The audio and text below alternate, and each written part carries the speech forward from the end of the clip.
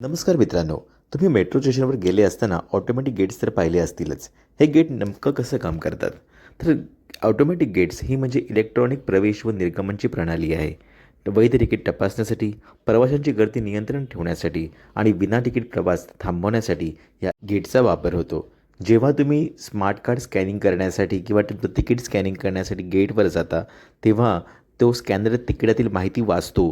Ticket वैध आहे की नाही हे तपासलं जातं आणि हे सगळं एका सेकंदात होतं. तिकीट स्कॅन झाल्यानंतर गेटची प्रणाली मेट्रोच्या केंद्रीय सर्व्हरशी जोडली गेलेली असते आणि मग एंट्री एक्झिट स्टेशन, शिल्लक बॅलन्स, त्यानंतर वेळेची मर्यादा हे सगळं काही ते सिग्नल तपासतं आणि त्याप्रमाणे गेट उघडण्याचा सिग्नल दिला जातो. गेटमधील मोटार सुरू होते, काचेचे दरवाजे उघडतात. तर हे सगळं जे होतं त्यामध्ये काय असतं की इन्फ्रारेटेड सेन्सर्स असतात जे माणसांची हालचाल ओळखले जातात. त्यानंतर अँटी टेलिगेटर सेन्सर्स असतात, म्हणजे त्यामुळे एकाच तिकिटावर 2 लोक थांबवले जातात. त्यानंतर इमर्जन्सी सिस्टीम असते, त्यामुळे वीज गेल्यास गेट आपोआप उघडले जातात. तर ही पूर्णपणे सुरक्षा या मेट्रो सिस्टममध्ये राखलेली गेली जाते एजी गेट्सद्वारे.